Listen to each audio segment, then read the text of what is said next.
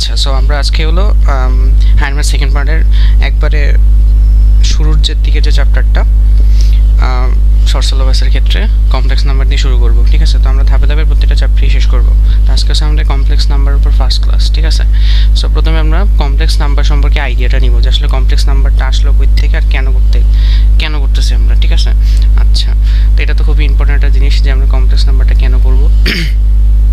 আচ্ছা, তো নর্মালি আমরা কোনো একটা শাখা গণিতের কেন তৈরি হয়, আমার কোনো একটা প্রবলেম সলভ করতে গেলাম, তো একটা ঝামেলায় পড়ছি, ওই ঝামেলাটাকে সলভ করার জন্য হয়তো বা দেখা গেছে আমি পূর্ববর্তী তত্ত্ব দিয়ে আমার এটা হচ্ছে না, তখন আমার নতুন তথ্য আনতে হবে। ঠিক আছে, এইভাবে হচ্ছে আমরা বিভিন্ন শাখা তৈরি হয়, তো ওইগুলোর সমাধান যদি আমরা করি তাহলে কী হবে, ইন ফিউচারে যদি এরকম আরও সমস্যা আসে ওগুলোকে আমরা কী করতে পারবো, সলভ করতে পারবো। ঠিক আছে, তো কমপ্লেক্স নাম্বারটা আমরা দেখব কোথা থেকে আসলো।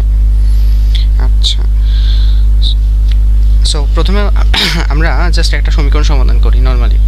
সো একটা সমীকরণ যদি সমাধান করতে চাই, যেমন আমাদের কত আছে যে x square minus one equal to কত 0। ওকে, এটাকে সমাধান করবো কীভাবে, আমরা নর্মালি কী করলাম যে এক্স স্কোয়ার ইকুয়ালস টু 1, তাই তো ওই পাশে গেলে আমার 1 হয়ে যায়। আচ্ছা, এখন আমরা এখান থেকে ইজিলি বলতে পারি এক্সের মান হচ্ছে কত, আমার প্লাস মাইনাস 1। এখানে আমাদের কোনো সমস্যা আছে নাই। আচ্ছা, এক্স যেহেতু আমার দ্বিঘাত, তো এক্সের দুইটা সমাধান বের হলো আমার, এই তো। বাট এরকম যদি আমার একটা সমীকরণ হয়, যেমন হচ্ছে আমাদের কত x square plus 1 equal to 0, তখন আমরা 1টাকে ওই পাশে নিলে আমরা কী পাচ্ছি, -1, তাই তো। আচ্ছা, এখন এই -1 পাওয়া যায়, এটাকে এখন কীভাবে আমরা সলভ করবো, এটাকে এভাবে লিখবো যে plus minus root over of -1। আচ্ছা, এখানে নিউ একটা ঝামেলা যে এতদিন আমরা পড়ে আসছি যে আমাদের যে রুট ওভার এই জিনিসগুলো, রুট ওভারটা আমার কি নেগেটিভের উপর কখনো হয় না। ঠিক আছে, এটা অলওয়েজ আমরা যেটা পড়ে আসলাম, যে আমরা যেটা পড়ে আসছিলাম এতদিন, সেটা হচ্ছে যে আমাদের এই পার্টটাকে কী করতে হবে, যে এই পার্টটা ধনাত্মক হইতে হবে। কি হইতে হবে, ধনাত্মক হতে হবে। ঠিক আছে, এটা আমরা কি আগে জানতাম। ঠিক আছে, আগে জানতাম।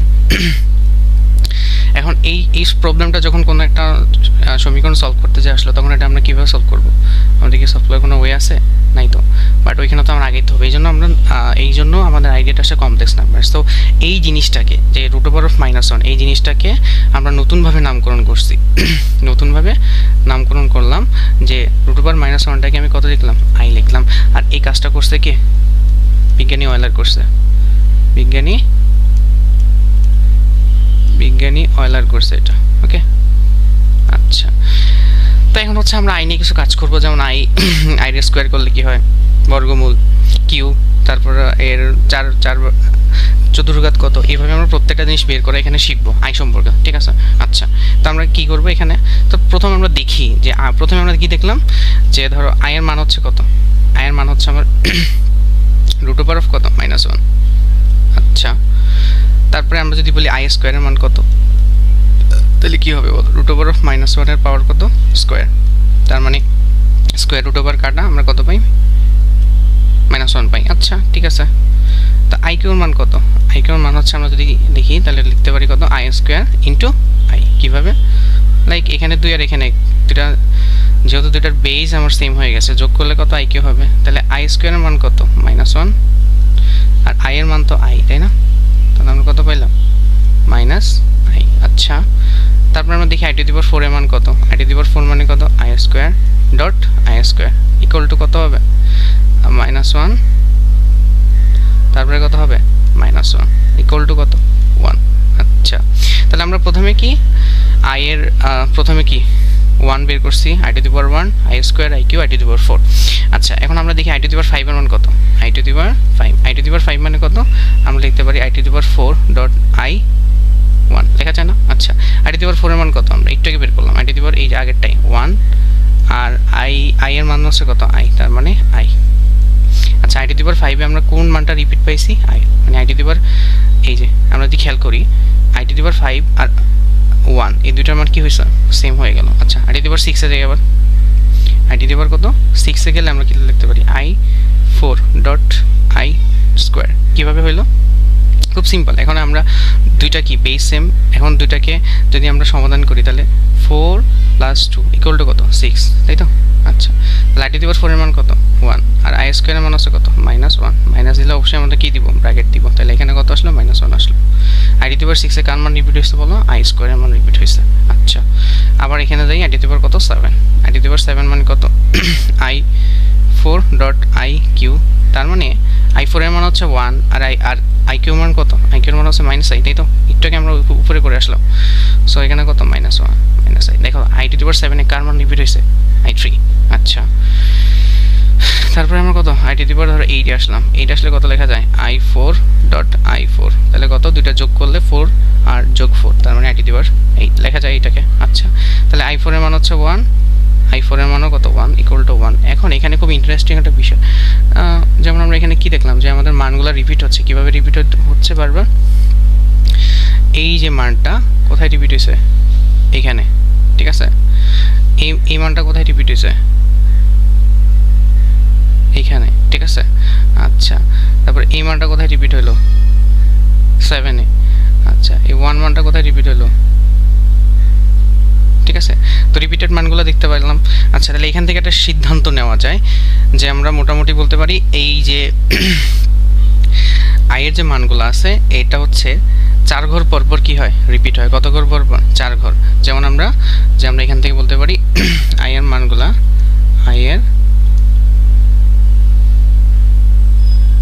আয়ের মানগুলো হচ্ছে 4 ঘর পর, ঠিক আছে 4 ঘরে যায় রিপিট হবে, ঠিক আছে। যেমন এখানে কত 1 2 3 4, 4 ঘরে যায় রিপিট হবে। আচ্ছা এখন এইখান থেকে আয়ের মানগুলো কত হয় 4 ঘর পরে যায় আমাদের কি হচ্ছে রিপিট হচ্ছে।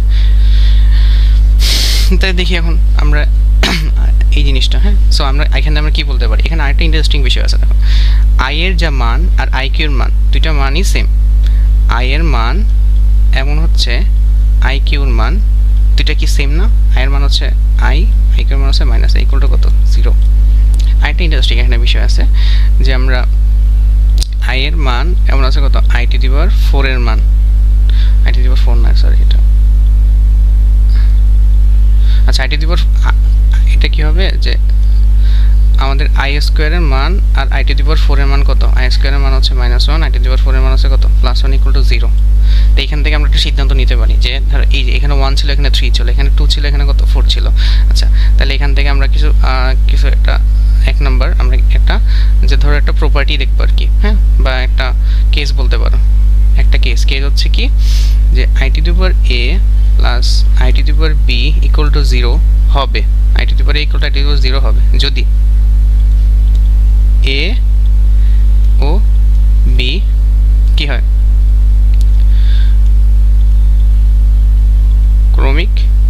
ক্রমিক কি হয় বিজোড় সংখ্যা হয়, বিজোড় সংখ্যা হয়। আচ্ছা এটা ক্রমিক হইতে হবে, ক্রমিক মানে হলো কি যে ক্রমিক মানে হচ্ছে একের পরে হচ্ছে কত আসবে, একের পরে 3 আসবে, একের পরে 5 আসলে কিন্তু হবে না, একের পরে 5 আসলে কিন্তু 1 আর 5 মিলে যাবে, তখন আর 0 হবে না। ক্রমিক মানে এইভাবে আসতে হবে, ঠিক আছে। আচ্ছা তো 2 নম্বর থেকে কি ডিসিশন নেওয়া যায়, 2 নম্বর থেকে আমি বলতে পারি প্রপার্টি 2 হচ্ছে যে আই টু দি পাওয়ার কত a plus i to the power b equal to 0 হবে যদি আমাদের a ও b কি হয় জোড় সংখ্যা হয়, ঠিক আছে। আচ্ছা অবভিয়াসলি কি হইতে হবে ক্রমিক জোড় সংখ্যা হইতে হবে, কি হইতে হবে ক্রমিক জোড় সংখ্যা হইতে হবে, ঠিক আছে। আচ্ছা এক্সাম্পল হচ্ছে কি ক্রমিক জোড় সংখ্যা, যেমন হচ্ছে 2 এর পরে 4 আসলো এরকম, ঠিক আছে। তাহলে দুটার যোগফল কত হবে 0 হবে। এই প্রপার্টিটা আমরা দেখতে পাইলাম, ঠিক আছে। এখানে আরেকটা প্রপার্টি আছে 3 নম্বর, এগুলো আমাদের এমসিকিউ সলভ করতে অনেক বেশি হেল্প করবে। 3 নম্বর আমরা দেখি, ঠিক আছে। আচ্ছা দেখো তো এখানে প্রথমে আই, তারপরে হচ্ছে কত i square plus i cube plus i to the power 4, সবগুলো যোগ করলে কত হয় 0 হয়। কিভাবে এই আমাদের যে আই আছে আর আই কিউ দুইটার মান কি সেম, জাস্ট বিপরীত, তাহলে দুইটা যোগ করলে 0, i square i to the power 4 দুইটার মান সেম বাট বিপরীত, দুইটা যোগ করলে 0।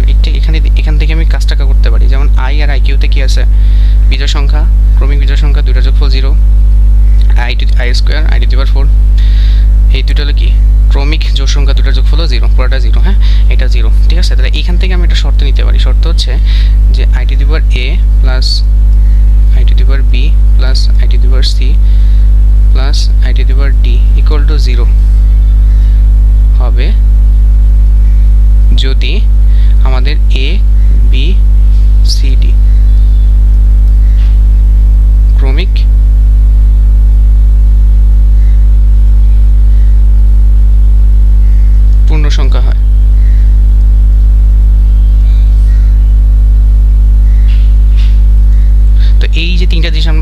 করে নিব, এটা আমাদের খুবই একটা কাজের কাজ। সেখানে এগুলো নিয়ে আমরা তিনটা এই প্রপার্টি নিয়ে আমরা কিছু এক্সারসাইজ করবো এখানে, ঠিক আছে? আচ্ছা আচ্ছা, তাহলে আমরা এখানে কিছু এক্সারসাইজ দেখি। এখানে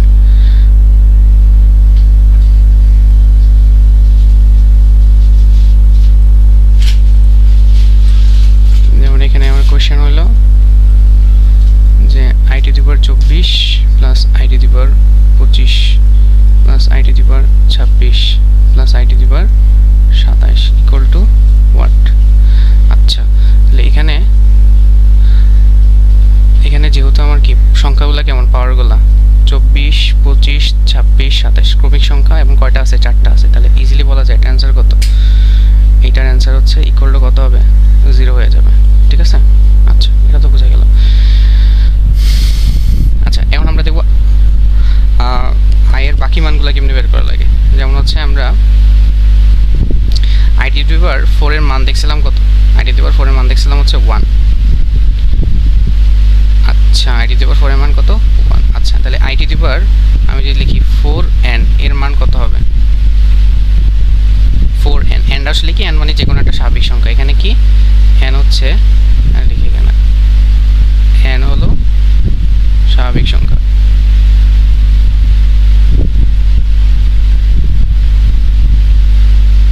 তাহলে i to the power 4 n এর মান কত হবে? এটা যদি আমি বলি তাহলে i4 পাওয়ার কত n লেখা যায়?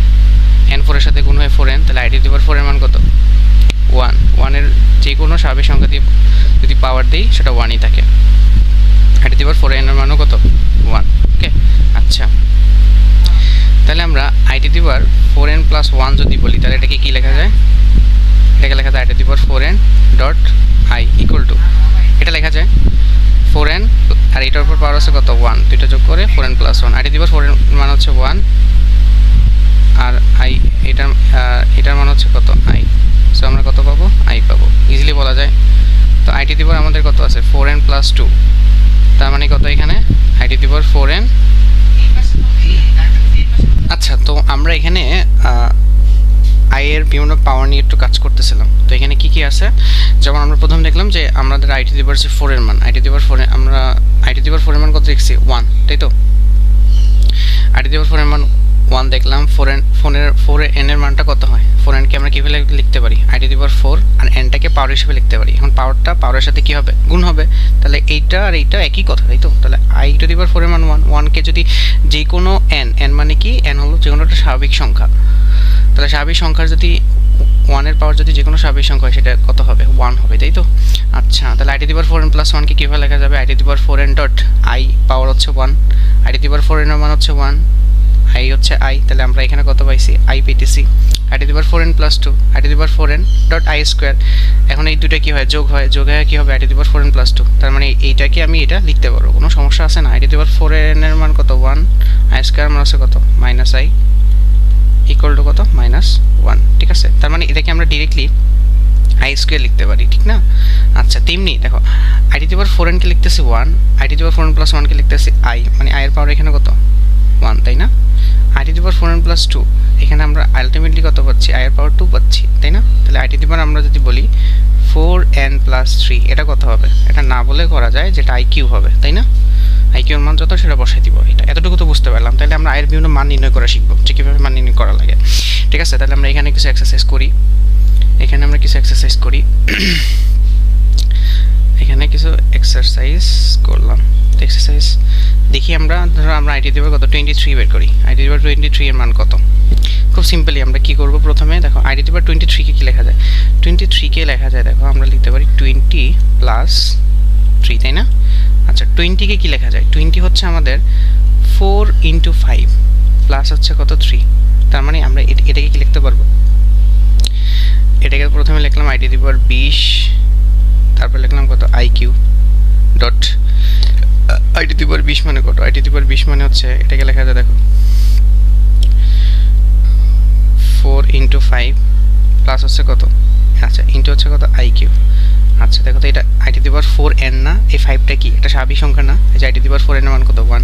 তাহলে এটার মান যদি 1 হয়, i to the power 4n এই পুরোটার মান কত হবে? পুরোটার মান 1 যদি হয়, তাহলে i কিউ হচ্ছে i কিউ। তাহলে তাহলে আই কিউকে আমরা কত লিখতে পারি মাইনাস আই। এখন এটা শর্টকাট লিখে আমরা চিন্তা করতে পারি। দেখো আমরা যদি নর্মালি এটা শর্টকাটলি চিন্তা করি, হ্যাঁ আমরা যদি এখানে শর্টকাটলি চিন্তা করি, যেমন এইখানে 23 আছে না, 4 পাশে 23 থাকে, তাহলে আই কিউ হবে। তাহলে আমরা বাকিগুলা যদি আমরা না করে করতে পারবো না, আই টু দি পাওয়ার 25 কত হবে 424, তার মানে 24, তাহলে শুধু কত থাকবে, এটাকে কি লেখা যায় 24 + 1 = কত 25 না।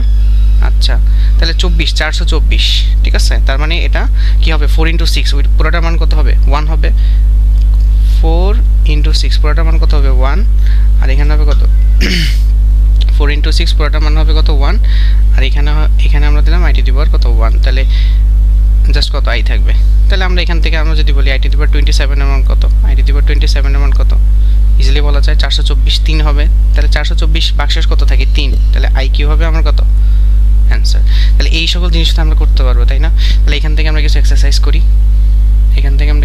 করতে পারি। এখন আমি জাস্ট বলে দিলাম আই টু দি পাওয়ার কত, লাইক 35 এর মান কত, ইজিলি বলা যাবে 4 দিয়ে যদি করি 4 8 32 8, তাহলে 32 এর পরে কত থাকতেছে আমার 3 থাকতেছে, তাহলে এটার অ্যান্সার আছে কত আই কিউ। আই কিউর মান আছে কত মাইনাস আই। বুঝতে পারলাম এই জিনিসগুলো, ঠিক আছে। আচ্ছা সিমিলারলি আমরা যদি বলি আই টু দি পাওয়ার কত 47, এটা কত হবে আই টু দি পাওয়ার 47 এর 4 দিয়ে ভাগ করা যায়, 4 11 40, তাহলে 4 × 1 করো, পুরোটার মান কত 1, থাকতেছে কত আই কিউ, তাই না। 40 আর 3 কত 47, তাহলে এটার মানও কত মাইনাস আই। তো এইগুলো আমরা করতে পারবো, এগুলোতে আমরা আশা করি কোনো সমস্যা হবে না আয়ের পাওয়ার নিয়ে, ঠিক আছে। তাহলে আমরা এখানে একটা এইচ ডাব্লিউ থাকুক, যে এখানে একটা জাস্ট আমরা এইচ ডাব্লিউ একটা করে নিব, সেটা হচ্ছে যে i to the power 24, i to the power 27, i to the power 25, i to the power 26, 24 25 26 27 plus i to the power কত 28 = 40। ওকে, এটা হচ্ছে আমার আয়ের পাওয়ার নিয়ে একটু কাজ ছিল। আচ্ছা লাস্টলি আমরা একটা জিনিস দেখব, যে আমরা এটা হচ্ছে আচ্ছা এই জিনিসগুলো হয়তো তোমার অনেক কাজে দিবে শর্টকাটগুলো। যেমন আমরা আয়ের একটা বড় মান নিই, বড় মান হচ্ছে যেমন আমরা বললাম যে 4005 কত 6, এত বড় একটা নাম্বার। এখন এই বড় নাম্বারটা আমি ক্যালকুলেটরের সাহায্যে খুব সহজে করতে পারবো। ক্যালকুলেটরের সাথে কীভাবে করতে পারি, পুরো সংখ্যাটাকে আমি 4 দিয়ে ভাগ করলে অবশিষ্ট সংখ্যা থেকে আমরা মানটা পেয়ে যাবো, ভাগশেষ কত থাকে সেটা বের করা যায়, ঠিক না। ক্যালকুলেটরের সাহায্যে করা যায়। বাট যদি আমরা বলি মুখে মুখে এটা কীভাবে করা যায় উইদাউট ক্যালকুলেটর ছাড়া, এই ক্ষেত্রে আমরা যেই জিনিসটা অলওয়েজ মাথায় রাখবো সেটা হচ্ছে আমরা লাস্টের 2 ডিজিট নিয়ে কাজ করবো। কয়টা ডিজিট নিয়ে কাজ করবো এখানে, শুধু লাস্টের 2 ডিজিট, আগে পরে কি আছে ওটা দেখার দরকার নেই, ঠিক আছে। আচ্ছা এখন এটা কেন করবো লাস্টের 2 ডিজিট নিয়ে, আচ্ছা দেখো আমরা এখানে মেইনলি আমরা দেখতেছি যে 4 দিয়ে বিভাজ্য কিনা। যদি আমাদের কোনো একটা সংখ্যা আমরা কি জানি যে কোনো সংখ্যা যদি আমাদের কি 4 দ্বারা বিভাজ্য হয়, 4 দ্বারা বিভাজ্য হয় তাহলে কি হবে, তাহলে আমাদের যে মানে হলো আই এর কি পাওয়ার হিসাবে বসলে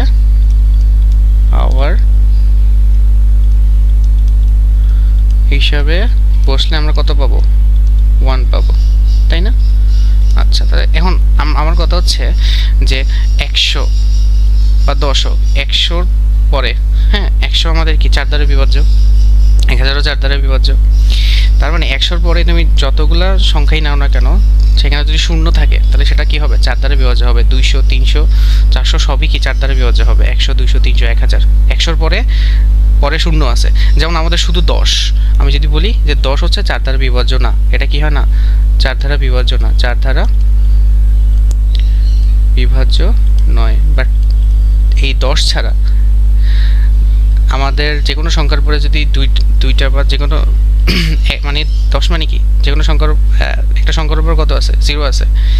যদি এটা বাদে যদি কোনো একটা সংখ্যার পরে 2টা 0 থাকে তাহলে সব সময় তার কি সেটা 4 দ্বারা বিভাজ্য হবে, পাওয়ার কত 1 পাবো।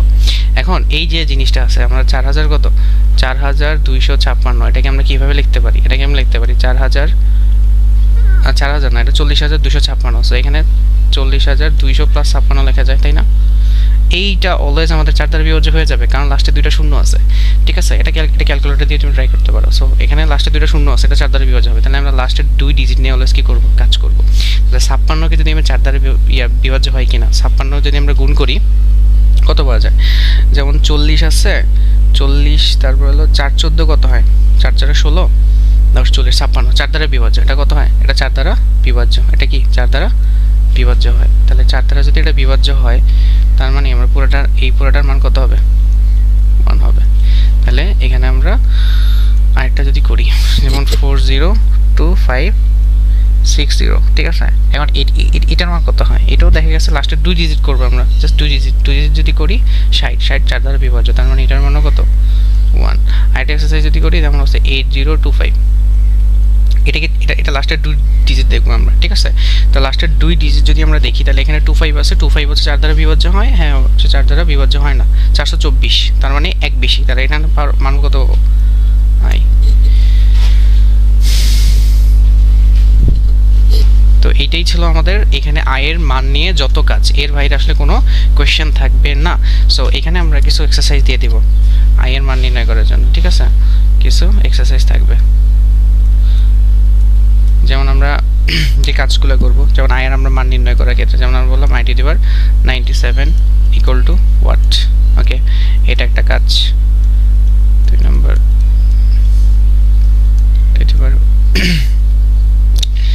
আচ্ছা, আইটা দিলাম কত? -6 -7 -8 -9 equal to what? 3 number i⁻5026785, এটার মান কত? এই তিনটা আমাদের এখানে এক্সারসাইজ থাকবে, ঠিক আছে? সো এক্সারসাইজগুলো করলে মোটামুটি আয় নিয়ে আমাদের কোনো ঝামেলা নাই। সো আয়ের যাবতীয় যত জিনিস আছে সব কিছু আমরা এখান থেকে দেখে ফেললাম, ঠিক আছে? এখন আমাদের যে পার্টটা থাকবে সেটা হচ্ছে আমরা দেখবো যে একটা কমপ্লেক্স নাম্বার কিভাবে কি হয়, ঠিক আছে?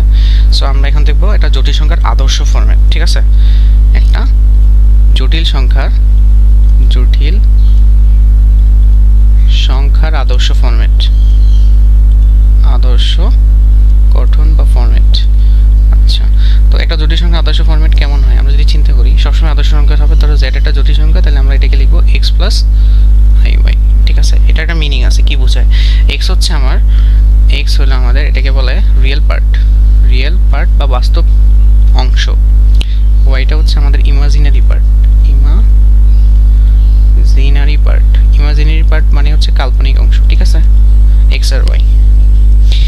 আচ্ছা, তাহলে আমরা এটা হলো একটা জটিল সংখ্যার আদর্শ গঠন। তাহলে আমরা দেখবো যে কোনো একটা সংখ্যা জটিল সংখ্যা হওয়ার বা কোনো একটা সংখ্যা থেকে চিনবো এটা কি আসলে জটিল সংখ্যা কিনা, ঠিক আছে? তাহলে আমি বললাম সবচেয়ে দেখো 2 + 3a, এটা কি জটিল সংখ্যা? হ্যাঁ, এটা জটিল সংখ্যা, কারণ এটা একটা রিয়েল পার্ট আছে, ইমাজিনারি পার্ট আছে, এটা গেল।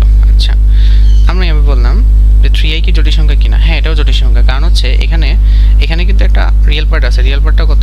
0, আর ইমাজিনারি পার্টটা হচ্ছে 3, এটা একটা জটিল সংখ্যা। এটা নিয়ে আমাদের কোনো কোয়েশ্চেন নাই, কিন্তু আমাদের কোয়েশ্চেন হচ্ছে যে 5 কি জটিল সংখ্যা কিনা, এটা হচ্ছে আমাদের কোয়েশ্চেন। আচ্ছা, এখন 5 একটা জটিল সংখ্যার মধ্যে পড়ে, কেমনে পড়ে? যেমন আমরা যদি দেখি 5 কে কিভাবে লেখা যায়, 5 + 0, ঠিক আছে? i * 0, তার মানে এখানে x এর মান হচ্ছে কত? 5, y এর মান হচ্ছে কত? 0, তার মানে এটা রিয়েল পার্ট হচ্ছে 5, ইমাজিনারি পার্ট হচ্ছে 0, তাহলে এটাকে আমরা জটিল সংখ্যা বলতে পারি, এবার সাজাতে পারি। আচ্ছা, এখন তাহলে আমরা দেখবো যে আমাদের এই 1 নম্বর যেটা আছে, এটা কি আমাদের এটা জটিল সংখ্যা আমরা জানি, এটা কি বাস্তব সংখ্যা? এটা বাস্তব সংখ্যা না। 2 নম্বরটা কি বাস্তব সংখ্যা না, বাট জটিল সংখ্যা। আর এটা কিন্তু একটা বাস্তব সংখ্যা, এটা একটা কি সংখ্যা? এটা একটা বাস্তব সংখ্যা। তার মানে আমরা যেটা বুঝতে পারলাম যে সকল জটিল সংখ্যাই সকল বাস্তব সংখ্যা জটিল সংখ্যার মধ্যে পড়ছে, কিন্তু যত জটিল সংখ্যা আছে সবগুলো বাস্তব সংখ্যার মধ্যে বাস্তব সংখ্যা না, ঠিক আছে? সব জটিল সংখ্যা বাস্তব সংখ্যা না। বাস্তব সংখ্যার জন্য, বাস্তব হওয়ার জন্য 0 হতে হবে, ঠিক আছে, 0 হতে হবে। তার মানে আমরা এখান থেকে একটা আইডিয়া নিতে পারলাম যে আমাদের বাস্তব সংখ্যা হইলে সেটা জটিল সংখ্যা হবে না, ঠিক আছে, সরি, বাস্তব সংখ্যা হইলে সেটা জটিল সংখ্যা হবে, জটিল সংখ্যা হলে সেটা বাস্তব সংখ্যা নাও হতে পারে। তার মানে আমরা বলতে পারি যে আমাদের রিয়েল নাম্বার সাবসেট অফ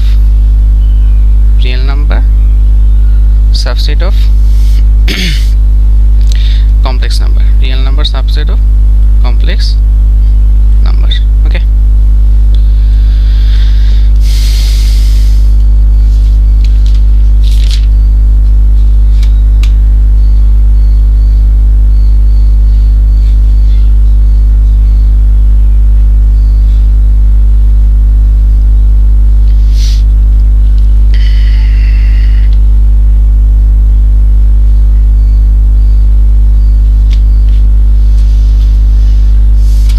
এই যে কনসেপ্টটা আছে আমাদের রিয়েল নাম্বার সাবসেট অফ এটা কিন্তু অলরেডি অনেক জায়গায় আমার আসছে, ঠিক আছে। সো এই জিনিসটা আমরা একটু মনে রাখবো, এই জিনিসটা কিন্তু আসতে পারে, একটা বেসিক একটা কনসেপ্ট, ওকে। আচ্ছা, তাহলে এখন আমরা দুইটা জিনিস দেখবো, আসলে একবার সিম্পল দুইটা জিনিস, সেটা হচ্ছে যে আমাদের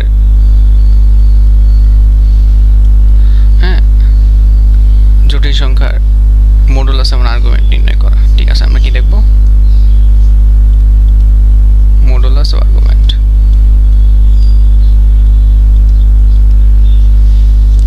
আচ্ছা, তো মডুলাস আর্গুমেন্ট কি? আচ্ছা, তাহলে মডুলাস আর্গুমেন্ট জানার আগে আমার একটা জিনিস জানা দরকার, সেটা হচ্ছে প্রতিরূপী বিন্দু। প্রতিরূপী বিন্দু বলতে কি বোঝাচ্ছে? যে জাস্ট আমি কি এক্স এর মানটা নিব আর ওয়াই এর মানটা নিব। এক্স কি? এক্স হচ্ছে আমাদের রিয়েল পার্ট, ওয়াই হচ্ছে ইমাজিনারি পার্ট। দুইটার মান যদি আমরা একটা বিন্দু হিসেবে আমরা স্থানাঙ্কে বসাই, কার্তেশীয় স্থানাঙ্ক হিসেবে, তখন সেটাকে আমরা বলতেছি প্রতিরূপী বিন্দু, ঠিক না? আচ্ছা, এটা কি স্থানাঙ্ক? এটা হচ্ছে আমাদের কার্তেশীয় স্থানাঙ্ক। সো এটাকে পোলার স্থানাঙ্ক নেওয়ার মাধ্যমে আমরা মডুলাস আর্গুমেন্ট নির্ণয় করতে পারবো। সো আমরা সরলরেখার একবারে 3.1 যেটা করছিলাম, ঠিক আছে, যেমন আর এটা হলো কি কার্তেশীয় স্থানাঙ্ক, আর থিটা এটা হচ্ছে আমাদের কি পোলার স্থানাঙ্ক,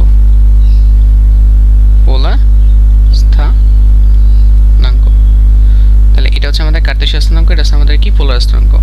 এটার আমরা ট্রান্সফর্মটা অলরেডি জানি, ইজিলি বের করা যায়। আসলে কি বোঝায়? যেমন আমরা একটা গ্রাফ আঁকি এখানে, হ্যাঁ, এটা হচ্ছে আমাদের এক্স অ্যাক্সিস, এটা হচ্ছে আমাদের ওয়াই অ্যাক্সিস, তাহলে পি এক্স কমা ওয়াই এটা হচ্ছে আমাদের সেই প্রতিরূপী বিন্দুটা, তাই তো? এটা তো সমস্যা নাই।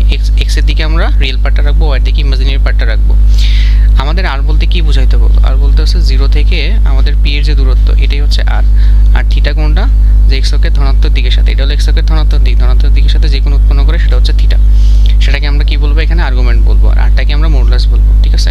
সো আর এর মান অলরেডি আমাদের বের করা হয়েছে, ঠিক আছে। 3.1 করছো, তারপরে একটু দেখাই দিই আমি এখানে আর এর মানটা কেমনে বের করে, ঠিক আছে। আচ্ছা, তাহলে এটা হচ্ছে আমাদের কি পি বিন্দু, তাহলে এটা হচ্ছে আমাদের পি এক্স কমা ওয়াই, ঠিক আছে। আচ্ছা, তাহলে আর হচ্ছে কোনটা? মূল বিন্দু থেকে তার দূরত্ব। তাহলে এই এতটুকুর মান হচ্ছে কি আমার ওয়াই, আর এতটুকুর মান হচ্ছে কত? এক্স। এটা হচ্ছে কত? আর। এটা একটা কি সমকোণী ত্রিভুজ না? সমকোণী ত্রিভুজের ক্ষেত্রে আমি কি লিখতে পারি? আর হচ্ছে অতিভুজ equal to root over of ভূমি স্কয়ার প্লাস লম্ব স্কয়ার। এটাই হচ্ছে আমাদের মডিউলাস। এটাকে আমি জেড মডুলাস দিয়ে প্রকাশ করতে পারি। জেড হচ্ছে আমাদের জটিল সংখ্যা, এই আমাদের জটিল সংখ্যা জেড মডুলাস বা আর ইকুয়াল টু কত? X square plus y square. এটা নিয়ে কোনো সমস্যা থাকার কথা না। এখন আমাদের মেইনলি কাজ হচ্ছে থিটাটা বের করা। আমরা মেইনলি মডুলাসটা বের করতে পারলাম, ঠিক আছে। এটা হচ্ছে আমাদের মডুলাস, থিটাটা বের করা। সো আমরা এখানে একটু দেখবো থিটাটা আসলে কেমনে বের করা লাগে, ঠিক আছে। আমরা নেক্সট স্লাইডে দেখবো যে থিটাটা আমাদের কেমনে বের করা লাগে। আচ্ছা, so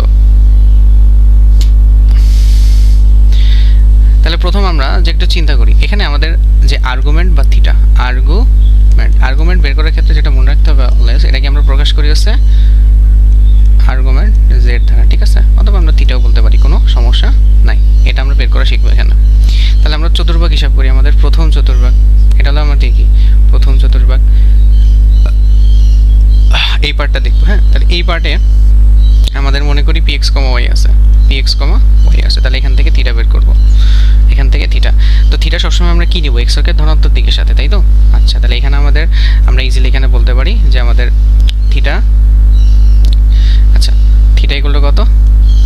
tan inverse y by x. এখানে কোনো সমস্যা আছে? নাই, কোনো সমস্যা আমার নাই। আচ্ছা, এটা হলো প্রথম চতুর্ভাগ, এটা গেল। এটাকে আমরা বক্স হিসেবে আলাদা করে দিই, এখানে বক্স হিসেবে আলাদা করে দিলাম। আচ্ছা, এটা হলো দ্বিতীয় চতুর্ভাগ। দ্বিতীয় চতুর্ভাগের ক্ষেত্রে আমরা একটু দেখব, এটা ওই রকম, এটা হচ্ছে আমার ওয়াই, এটা হচ্ছে আমাদের কত এক্স, এটা হচ্ছে আমাদের এক্স প্রাইম। তো দ্বিতীয় চতুর্ভাগে আমাদের কত পি এক্স কমা ওয়াই আছে, পি কত আছে এক্স কমা ওয়াই আছে। তাহলে এখান থেকে আমরা মূলবিন্দু থেকে লম্ব টানলাম, এটা হচ্ছে আমার আর। আর বের করতে কোনো সমস্যা নাই, root over of x square y square. তো আমাদের থিটা বের করতে হলো। এখন আমরা আর্গুমেন্ট নেওয়ার ক্ষেত্রে আর্গুমেন্ট আমরা থিটা কোনটা নিই সবসময় বলো, যে আমাদের রেখাটা এক্স অক্ষের ধনাত্মক দিকের সাথে কোন কোন উৎপন্ন করছে, এটাই হচ্ছে আমার সেই আর্গুমেন্ট, তাই না? এটা নির্ণয় করতে হবে। এটা কেমনে নির্ণয় করা যায় চিন্তা করি আমরা। এখানে যদি এটা ত্রিভুজ আঁকি, তাহলে এখান থেকে আমরা লিখতে পারবো, সেটা হচ্ছে আমাদের, এটা হচ্ছে আমাদের ওয়াই, এটা হচ্ছে আমার কত এক্স। তাহলে এই যে আমি যদি এই পাই থেকে এই কোণটা বাদ দিই, পুরাটা হচ্ছে কি এই পুরাটা, এটা দেখি ওটা অন্য কালার দিয়ে করি, এই পুরাটা হচ্ছে আমার পাই, তাই না? সো পাই থেকে যদি আমি এতটুকু বাদ দিই, তাহলে আমরা কোনটা পাবো? এটা পাবো, আর্গুমেন্ট পেয়ে যাব। আচ্ছা, তাহলে আমরা এখানে লিখি যে পাই মাইনাস কোনটা হবে? এতটুকু। তাহলে এতটুকু কোণ আমরা কেমনে বের করব? খুব সিম্পলি বের করা যায়, আমরা একটু দেখি এটা কেমনে বের করা যায়। আচ্ছা, এই কোণটাকে আমি ধরলাম কত আলফা থিটা। তাহলে এটা একটা সমকোণী ত্রিভুজের ক্ষেত্রে এটা আলফা, এটা হচ্ছে আমার কি এই কোণের সাপেক্ষে, এটা হচ্ছে লম্ব, এটা হচ্ছে ভূমি। তো লম্ব ভূমি থাকলে আমরা কোথায় যাই? টেন আলফাতে যাব। ওয়াই হচ্ছে লম্ব, এক্স হচ্ছে ভূমি। এখন হচ্ছে 10 কেন নিলাম? কারণ আর মান তো যাই না, লম্ব ভূমি আছে। তো লম্ব ভূমির সাপেক্ষে একটাই অনুপাত আসে, সেটা হলো 10। কত আসতে পারতো, বাট আমরা 10 নিলাম, ঠিক আছে? কারণ আমরা সবগুলো এখানে 10 দেখাচ্ছি। সেখান থেকে আলফা ইকুয়াল টু কত হবে? 10 ইনভার্স ওয়াই বাই এক্স। কিন্তু এখানে একটা কথা আছে, ওয়াই এর মান কিন্তু নেগেটিভ, এক্স এর মানও কি, এখানে এক্স এর মানটা পজিটিভ, ওয়াই এর মানটা হচ্ছে, এক্স এর মানটা নেগেটিভ, ওয়াই এর মানটা হচ্ছে পজিটিভ।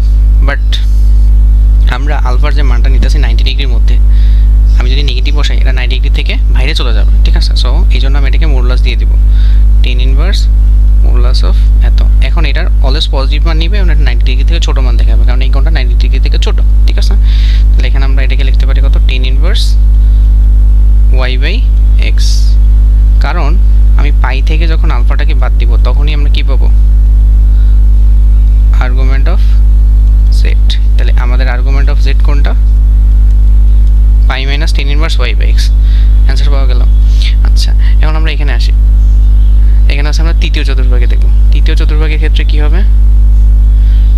এটা হচ্ছে আমাদের কত? P x comma y. আচ্ছা, এইটা, তাই না? তাহলে এটা হচ্ছে আমাদের এক্স এক্সিস, এটা ওয়াই এক্সিস, এটা আমাদের এক্স প্রাইম, এটা হচ্ছে আমাদের কত? Y prime.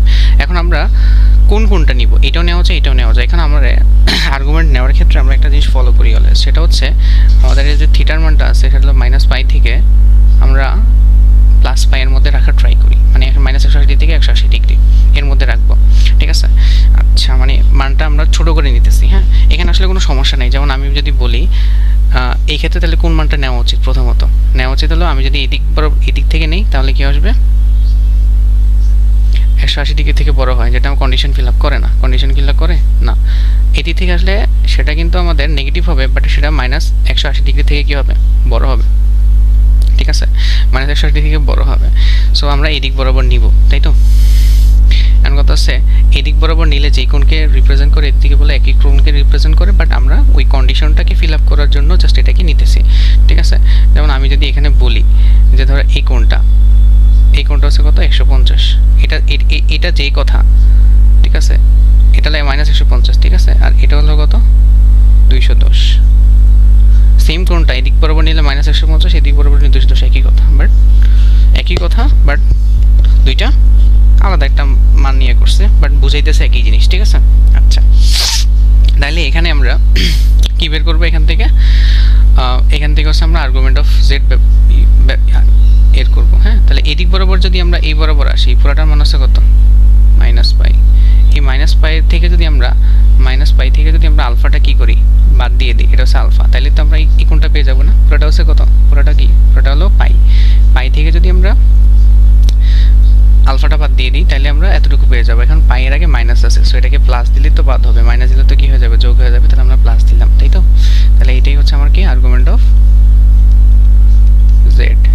তাহলে আর্গুমেন্ট অফ জেড কত আসলো আমার? Argument of z equal to হলো মাইনাস পাই প্লাস আলফার মান বের করে আমরা শিখছি একটু আগে, tan inverse modulus of y by x. তাহলে এখান থেকে আমরা এটা করলাম তৃতীয় চতুর্ভাগে। চতুর্থ চতুর্ভাগেরটা তাহলে আমরা দেখে আসি। সেখানে আমার কি হবে? এটা হচ্ছে আমাদের এক্স, এটা এক্স প্রাইম, এটা ওয়াই, এটা ওয়াই প্রাইম। তাহলে চতুর্থ চতুর্ভাগে ধরো আমরা এখানে আমাদের কত আছে? এই এক্স কমা ওয়াই আছে। তাহলে আমরা কোনটা নিলেই হবে? এইটা নিলেই হবে, ঠিক আছে? তাহলে এখানে আমাদের আর্গুমেন্ট অফ জেড কি? আলফা সমান, কিন্তু আলফাটা কোন দিকে আছে বলো?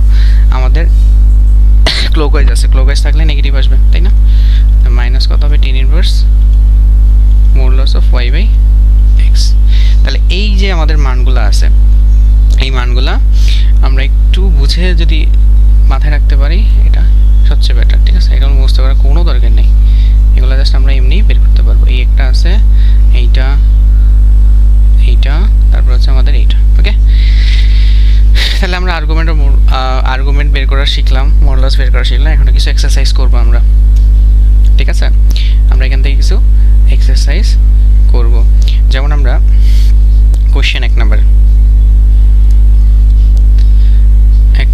আমাকে বলছে যে 1 মাইনাস রুট 3i এর মডুলাস আর্গুমেন্ট নির্ণয় করো।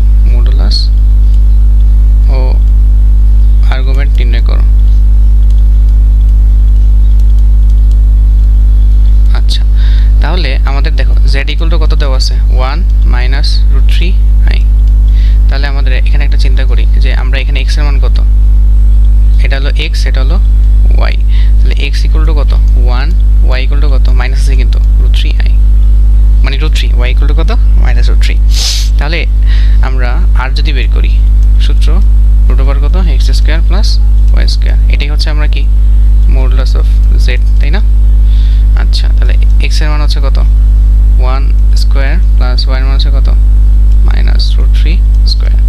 তার মানে আমরা যদি বলি এটা 1 হবে, স্কয়ার রুট 3 কাটা, আর হচ্ছে মাইনাসটা তো প্লাস হয়ে যাবে, তার মানে 3 রুট ওভার অফ 4 মানে কত?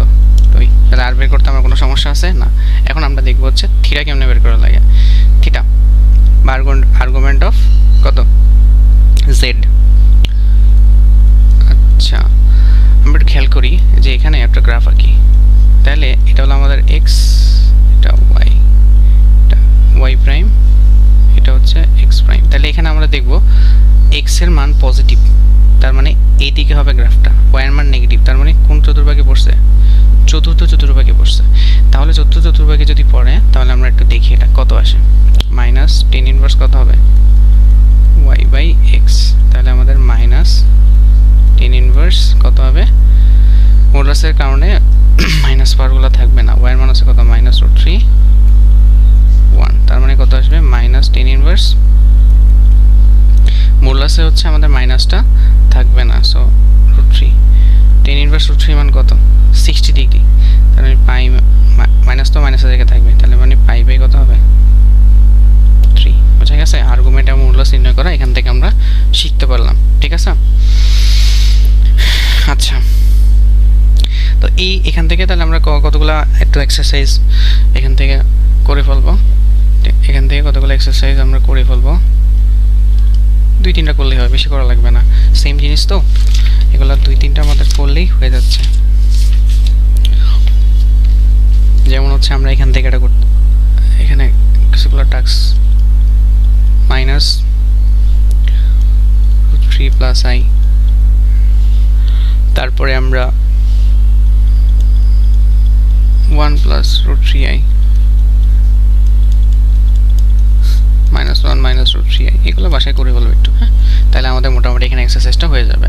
আচ্ছা, আমরা ক্লাসের প্রায় শেষের দিকে, এখন আমরা জাস্ট আরেকটা জিনিস করব, সেটা হচ্ছে কীভাবে যে আমরা কোনো একটা জটিল সংখ্যাকে স্ট্যান্ডার্ড সমীকরণে প্রকাশ করতে পারি, ঠিক আছে? কোনো একটা জটিল সংখ্যাকে স্ট্যান্ডার্ড সমীকরণে প্রকাশ করতে পারি।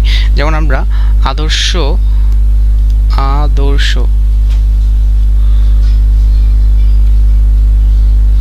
আদর্শ যে ইয়াটা আছে আদর্শ ফর্মটা কেমন? আদর্শ ফর্ম হচ্ছে z ইকুয়াল টু কত x প্লাস iy, তাই না? এটা হলো আদর্শ ফর্ম।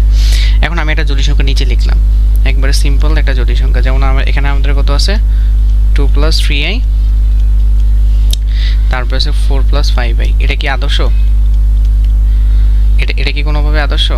এটা কিন্তু আদর্শ জটিল সংখ্যা না, কারণ এটা এই ফরম্যাটে নাই। তখন আমরা নর্মালি কি করতে পারি? গুণ করতে পারি, ঠিক আছে? তাহলে আমরা 4 দুগুণে 8 প্লাস 10i প্লাস 3 4 12 প্লাস হচ্ছে কত 15i স্কয়ার। তাহলে আমাদের কত আসলো 8 প্লাস 22i। এটা কত আসবে? দেখো i স্কয়ার মান হচ্ছে -1, তো -1 কে 50 দিয়ে গুণ করলে -50, তাহলে আমরা কত পাইলাম -7 প্লাস 22i। এখন এটা কি স্ট্যান্ডার্ড? হ্যাঁ, এটা হলো x এর মান, এটা হলো x এর মান, এটা হচ্ছে y এর মান। এটা স্ট্যান্ডার্ড সমীকরণ। এটা খুব ইজি ছিল, বাট আমরা দেখব পরে একটা এক্সারসাইজ যে আসলে কিভাবে আমরা স্ট্যান্ডার্ড সমীকরণে প্রকাশ করতে পারি। আমার কত আছে এখানে 3 প্লাস কত আছে 4i আছে, আর নিচে কত আছে 3 মাইনাস i। এটা দেখে বোঝা যাচ্ছে, i থাকলেই বুঝে নিবা যে এটা হলো আমার কি এটা হচ্ছে জটিল সংখ্যা, মোস্ট কেস। তাহলে এখানে আমাদের উপরে i আছে, নিচে আছে, বাট এটা স্ট্যান্ডার্ড সমীকরণের মতো কি না, স্ট্যান্ডার্ড সমীকরণের মতো না। তাহলে আমরা এই সকল ক্ষেত্রে যেটা করব সেটা হচ্ছে নিচের যে সংখ্যাটা আছে, নিচের সংখ্যাটাকে হচ্ছে আমরা তার অনুবন্ধী সংখ্যা দিয়ে গুণ করব। এখন অনুবন্ধী সংখ্যা কি? দেখো z x প্লাস iy, এটার অনুবন্ধী সংখ্যাকে z বার বলে, সো এটাকে x মাইনাস iy হবে। মানে আমি i এর বা আমাদের ইমাজিনারি যে পার্টটা আছে সেটাকে শুধু -1 দিয়ে গুণ করব, তাহলে যেটা পাই সেটা হচ্ছে আমাদের কি অনুবন্ধী সংখ্যা। যেমন আমি যদি বলি z equal to -3 plus 4i, তাহলে এটা অনুবন্ধী সংখ্যা z বার ইকুয়াল টু কত হবে? দেখো -3 থাকবে, আগেরটার কোনো চেঞ্জ হবে না, জাস্ট এই i এর আগের অংশটাকে আমি -1 দিয়ে গুণ করব, তাহলে -4i। এটা হলো তার অনুবন্ধী সংখ্যা, ঠিক আছে? আচ্ছা, তাহলে এখানে আমরা অনুবন্ধী সংখ্যা দিয়ে গুণ করলে আসলে কেন হয় এগুলো আমরা যখন আমরা এই নেক্সট ক্লাসে যখন প্রপার্টিগুলো পড়বো তখন দেখবো যে আমরা কোনো একটা সংখ্যাকে অনুবন্ধী সংখ্যা দিয়ে গুণ করলে সেটা একটা বাস্তব সংখ্যা হয়। তো আমি চাচ্ছি যে নিচের পার্টটা আমার যাতে বাস্তব সংখ্যা হয়ে যায়, এই জন্য অনুবন্ধী সংখ্যা দিয়ে গুণ করা। এটা আস্তে আস্তে শিখে ফেলবো, সমস্যা নেই। আমরা যখন প্রপার্টি পড়বো তখন আমরা এমনিতেই বুঝে ফেলবো। তাহলে এটাকে আমরা কি দেব? এইটার হচ্ছে অনুবন্ধী সংখ্যা দিয়ে গুণ করে দিলাম। তাহলে এখন কথা হচ্ছে নিচে যেহেতু অনুবন্ধী সংখ্যা দিয়ে গুণ করছি, এটা সেম জিনিসটা উপরে দিয়ে গিয়ে করতে হবে, ব্যালেন্স করা লাগবে, তাই না? তাহলে আমরা এখান থেকে যেটা পাইলাম গুণ করলে কত 3 square minus 1 square, a minus b a plus b সূত্র। উপরে গুণ করলে কত 9, 3 দিয়ে এটাকে গুণ করলে 3i প্লাস 4i কে 3 দিয়ে গুণ করলে 12i plus 4i K i দিয়ে গুণ করলে 4i স্কয়ার। তাহলে এখান থেকে আমরা কত পাইলাম 9 মাইনাস i স্কয়ার মান হচ্ছে -1 আর মাইনাসে কি হবে প্লাস হবে, আর এখানে হবে i স্কয়ারের মান হচ্ছে কত -1 কে 4 দিয়ে গেলে -4 আর 9 এ কত হয় 5 প্লাস কত হবে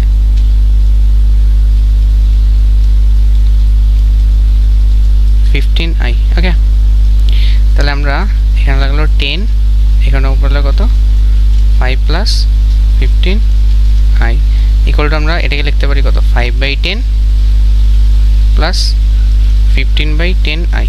ঠিক আছে, এটা x এটা y। এখন একটু ছোট করতে পারি কাটাকাটি করে, এটা হলো 1/2, 5 দিয়ে কাটলে হলো কত 3/2i। তাহলে আমাদের যে সমীকরণটা ছিল, এখানে যে সমীকরণটা ছিল, এই সমীকরণটাকে আমরা কি করলাম এখানে স্ট্যান্ডার্ড সমীকরণে প্রকাশ করছি। তাহলে এই আশা করি এই জিনিসটা আমরা বুঝতে পারলাম, ঠিক আছে, স্ট্যান্ডার্ড সমীকরণে প্রকাশ করা। তাহলে আমরা এখান থেকে যে একটু কাজ করতে পারি যে এই জিনিসগুলা কয়েকটা এক্সারসাইজ বাসায় করে ফেলবো, তাহলে মোটামুটি আমাদের আর কোনো সমস্যা নাই, কোনো এখানে সমস্যা হবে না। এখান থেকে কিছু এক্সারসাইজ করে ফেলবো, যেমন হচ্ছে আমরা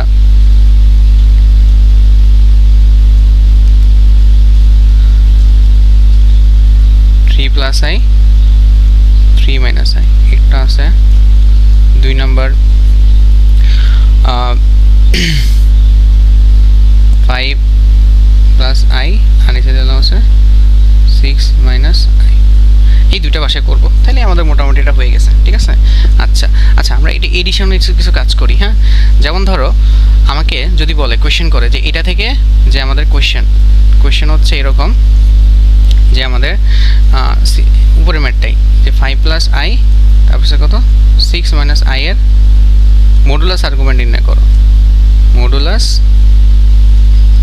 ও আর্গুমেন্ট নির্ণয়।